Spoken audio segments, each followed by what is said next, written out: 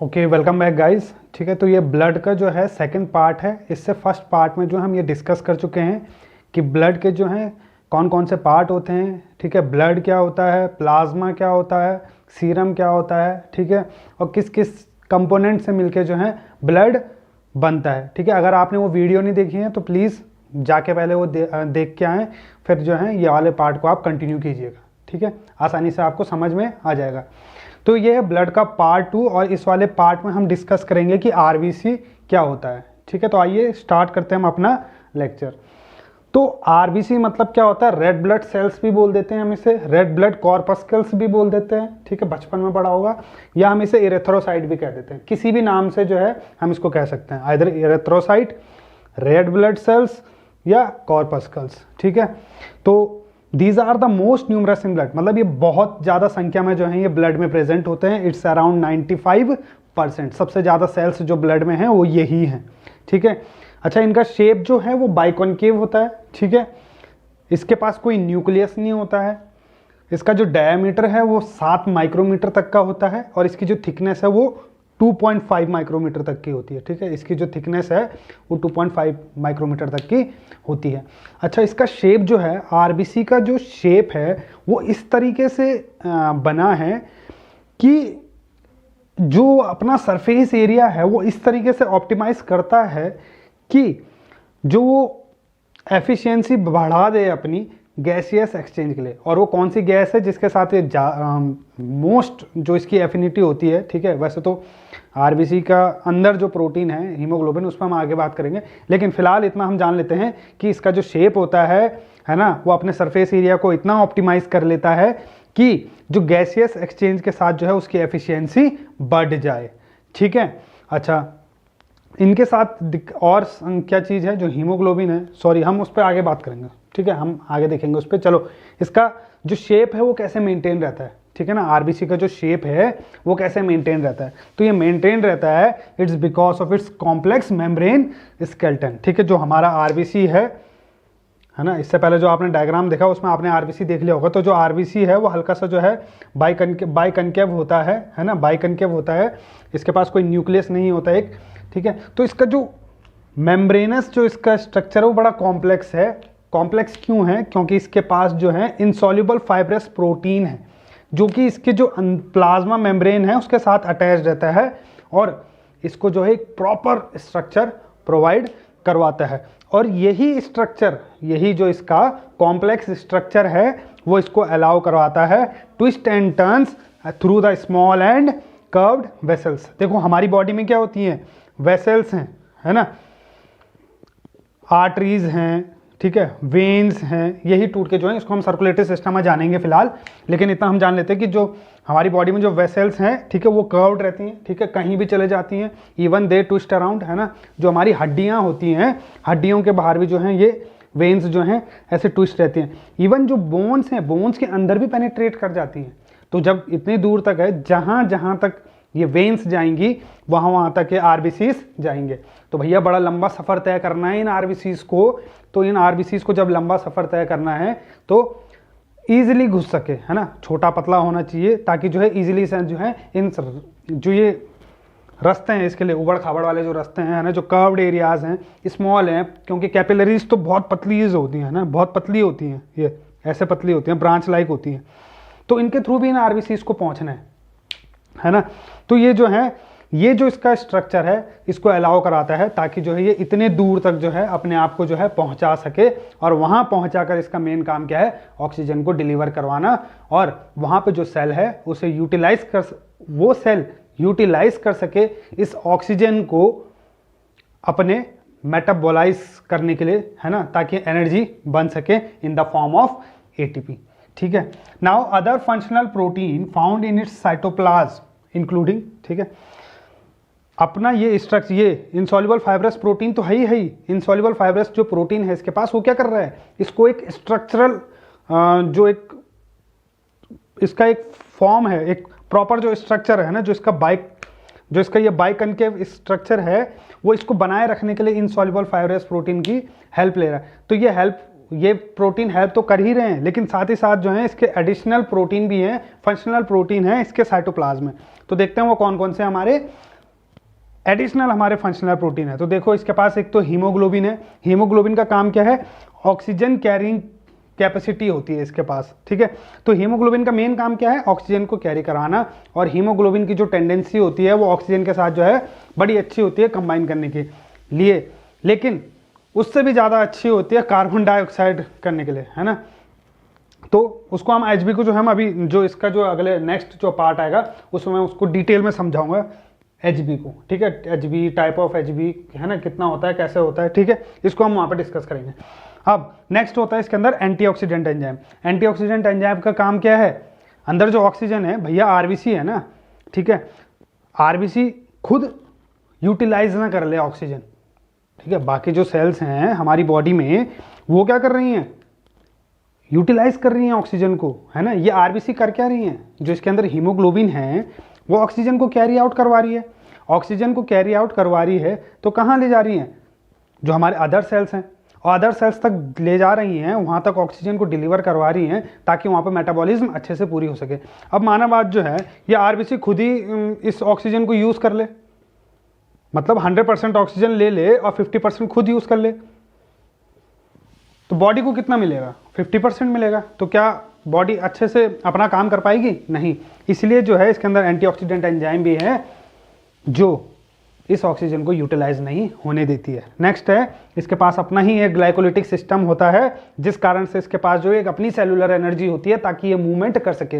वैसे तो ये ब्लड के साथ फ्लो होता ही है, कीमोटैक्सिस की मदद से ये फ्लो होता ही होता है, बट थोड़ा बहुत एनर्जी तो इसे भी लगती है, जिसका जो कि इसे मिलती है अपने ही ग्लाइकोलिटिक सिस्टम से, ठीक है। आई होप आपको इतना क्लियर होगा, ठीक है।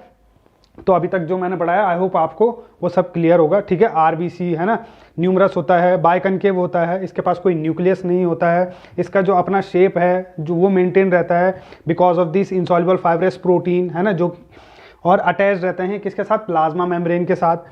यही स्ट्रक्चर जो है इसको अलाउ कराता है twist and turn through these small and curved vessels, है ना।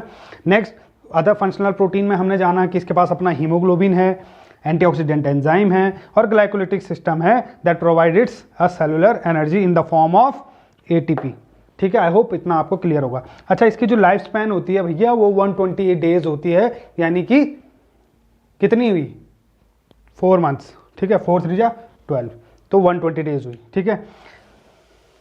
डोंट हैव लाइजोसोम, इसके पास ना अपना लाइजोसोम नहीं होता है, समझ गए? इसके पास अपना लाइजोसोम नहीं है। बाकी जितने भी सेल्स बॉडी में हैं उनके पास अपना लाइजोसोम है, और जब वो सेल्स जो है मर जाते हैं तो ये लाइजोसोम जो है उन्हें खा जाता है, ठीक है। लेकिन आरबीसी के पास तो भैया लाइजोसोम नहीं है, तो ये क्या करेगा अब? तो ये जो आरबीसी है मर गया, घूमता रहेगा, मुर्दा है ना, जीवित तो है नहीं आरबीसी। अब जब मर गया तो घूमता रहेगा सेल्स में, और एक टाइम ऐसा आएगा जब बहते बहते ये कहाँ पहुँच जाएगा? अपनी लाइफ स्पैन पूरी करने के बाद कहाँ पहुँचेगा? स्प्लीन के पास पहुँच जाएगा। और स्प्लीन को मैंने जो है याद कीजिए प्रीवियस वाली वीडियो में बताया भी था, इसको हम ग्रेवयार्ड भी कह देते हैं, है ना, ग्रेवयार्ड फॉर आरबीसी, ठीक है ना। तो ग्रेवयार्ड बोल देता हूँ इसे आरबीसी के लिए। तो यही जो आरबीसीज हैं जाती हैं कहाँ? जब ये मर जाती हैं, मरते मरते, क्योंकि इसके पास अपना लाइजोसोम है नहीं, लाइजोसोम नहीं है, तो भैया घूमता रहेगा मुर्दा एज डेड सेल्स, एंड घूमता रहेगा और पहुंच जाएगा एक दिन स्प्लीन के पास, और वहां पे ये टूट जाता है। और जब ये यहाँ पे टूट जाता है तो क्या होगा इसको बताऊंगा मैं जब हम वहां पे पहुंचेंगे स्प्लीन वाले पोर्शन में, किस मुर्दे आरबीसी का हुआ क्या, ठीक है। नेक्स्ट, इसकी एक नॉर्मल रेंज है, देखो मैन में इसकी रेंज है 4.7 टू 6.1 मिलियन सेल पर माइक्रोलीटर, MCL भी हम इसे कह देते हैं, ठीक है। तो मैन में जो है 4.7 टू 6.1 होता है, वुमेन में जो है 4.2 टू 5.4 MCL, है ना, यानी कि मिलियन सेल पर माइक्रोलीटर होती है। अगेन मैं अपनी हर वीडियो में एक ही बात मैं बार बार बोलता हूँ और फिर बोल देता हूँ, नॉर्मल रेंज से अगर ज़्यादा भी है तो भी दिक्कत है, कम है तो भी दिक्कत है। इसको एक बैलेंस्ड पोर्शन में रहना ज़रूरी है ना। कुछ भी चीज़ अगर हम करते हैं वो अगर बैलेंस्ड वे में हो तो ज़्यादा बेनिफिशियल होती है। तो अगर यही चीज़ जो है बैलेंस्ड वे में है तो हमारी बॉडी के लिए कैसे रहेगी, बेनिफिशियल रहेगी। ज़्यादा हो गई तो फिर से दिक्कत हो जाएगी, कम हो गई तो और दिक्कत हो जाएगी, ठीक है। अच्छा, अब करते हैं हम थोड़ा कुछ एडिशनल बातें इन द सेंस कि जैसे ये बाइकनकेव डेस्क होता है, इसका स्ट्रक्चर एक ऑप्टिमाइज्ड स्ट्रक्चर है। लेकिन कभी कभार देखा होगा आपने, जैसे आप हाई एल्टीट्यूड पर जाते हैं या माउंटेन्स चढ़ने लग जाते हैं तो सांस फूलने लग जाती है, और सांस फूलने के साथ साथ क्या बहुत सारे लोग जो हाइपोक्सिया वाली कंडीशन में आ जाते हैं, मतलब ऑक्सीजन की कमी होने लगती है। ऐसा हुआ क्यों कि आरबीसी क्या करता है, जैसे जैसे ऊंचाई पे हम चलते हैं ना तो इसका साइज भी जो है बढ़ जाता है, आरबीसी का साइज भी बढ़ जाता है ना। क्यों? ताकि ज़्यादा से ज़्यादा ऑक्सीजन ले सके, है ना। हाँफ रहा है आदमी और सबसे ऑक्सीजन ले ले, ठीक है। तो ये चीज़ याद रखिएगा कि जैसे जैसे एल्टीट्यूड बढ़ता जाएगा इसका भी साइज बढ़ता जाएगा, ठीक है, ताकि जो है ज़्यादा से ज़्यादा ऑक्सीजन को गेन अप कर सकें। अच्छा, जिसके अंदर कम है, देखो यार, अगर किसी के अंदर आरबीसी अगर कम है तो इसका मतलब उसके अंदर हीमोग्लोबिन भी कम है। हीमोग्लोबिन कम है तो भैया देखा होगा ना, बड़े सुस्त से बच्चे रहते हैं, कुछ क्लास में अपना ही है वो, बिल्कुल पता ही नहीं है, चक्कर खा के गिर जाते हैं बहुत सारे, तो चलते चलते गिर रहे हैं, ठीक है। तो भैया उन लोगों को ज़रूरत है जिनको ऐसा लगता है, बड़ा डीजीनेस सा लगता है। अदर कंडीशंस भी हो सकते हैं, पर जो हम अभी आरबीसी के रिगार्डिंग पढ़ रहे हैं इसलिए बता रहा हूँ, है ना। तो मोस्ट प्रोबेबली जो है चांसेस हो सकते हैं कि उसके अंदर आरबीसी कम है या हीमोग्लोबिन कम है, ठीक है ना। तो होगा क्या, ऐसा बच्चा जो है चक्कर खा के या तो गिर जाता है, ठीक है। तो स्टूडेंट लाइफ में, है ना, स्टूडेंट लाइफ में अगर ये कम है तो ठीक है, तो कैसा होगा, पढ़ने का मन नहीं करेगा, बिस्तर पे बैठा है, पीछे 2 कंबल, है ना, बिल्कुल तकिया तुकिया लेके जो है बैठ जाएगा, है ना, और बिल्कुल फिर दूसरी दुनिया में चले जाते हैं, फिर तो एक बार बिस्तर के ऊपर बैठ गए भैया, ठीक है ना। तो ये चीज़ अवॉइड करने के लिए क्या करना है फिर, मतलब अपना हीमोग्लोबिन और आरबीसी को एक प्रॉपर लेवल पर रखना है, जो कि मैंने बताया एक रेंज होगी, ठीक है। ये एडल्ट के लिए है भैया, ठीक है। तो एक प्रॉपर रेंज में रहेगा तो क्या होगा, इसके लिए डॉक्टर क्या कर देता है, एक आयरन की कैप्सूल दे देता है, ठीक है, आयरन की गोली दे देता है, जिससे क्या होगा कि आपका आरबीसी जो है एक प्रॉपर लेवल पे आ जाएगा, ठीक है। तो खुद से ही कोई दवाई ना लें, हमेशा जो है डॉक्टर के प्रिस्क्रिप्शन पे ही दवाई लें, ठीक है, एंड उनसे ही कंसल्ट करके जो है दवाई लें इसको, ठीक है। तो देखो स्टूडेंट लाइफ में जो है हर चीज़ बैलेंस्ड होनी ज़रूरी है। अगर बैलेंस्ड नहीं है तो भैया कुछ काम नहीं होगा, अच्छे से तो कुछ काम होगा ही नहीं, ना पढ़ाई अच्छे से होगी ना कोई दूसरा काम अच्छे से होगा। तो पढ़ाई अच्छे से काम करनी है तो पहले अपने शरीर को हेल्दी रखना पड़ेगा, ठीक है। तो उसी उसमें जो है मैं आरबीसी को भी एक मेंटेन्ड करके अपनी बॉडी में रखना है, ठीक है। आरबीसी कम है, मैंने बताया था, हीमोग्लोबिन कम है, आरबीसी कम, हीमोग्लोबिन कम, और हीमोग्लोबिन कम है तो ऑक्सीजन बाइंडिंग कैपेसिटी कैसी होगी, कम होगी।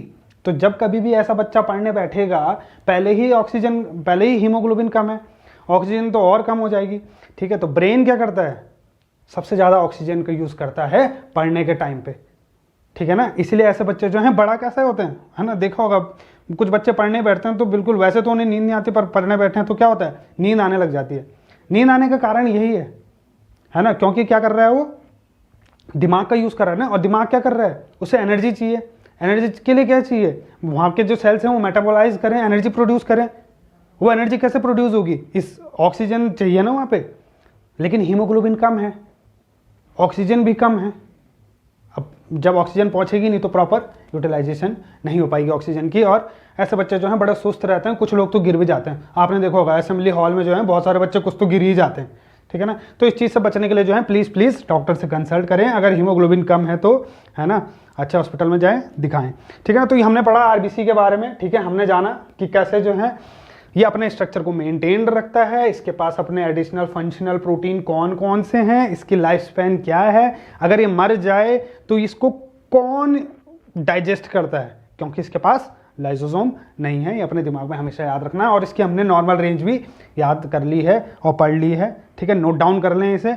और हाँ, ध्यान रखना कि आरबीसी किसी भी हमारी बॉडी में कोई भी नॉर्मल रेंज या कम हो जाए या ज़्यादा हो जाए, दोनों ही जो है एक खतरे की घंटी की तरफ जो है हमें भगाती है। तो हमेशा जो है अपनी बॉडी को जो है हेल्दी रखें। ओके गाइस, तो विद दिस हम एंड करते हैं। आई होप आपको ये लेक्चर जो है समझ में आया होगा, और अगर हाँ आपको लेक्चर पसंद आया तो प्लीज़ इसे लाइक, शेयर और सब्सक्राइब ज़रूर करें। Okay guys, thank you, take care, मिलते हैं नेक्स्ट लेक्चर में।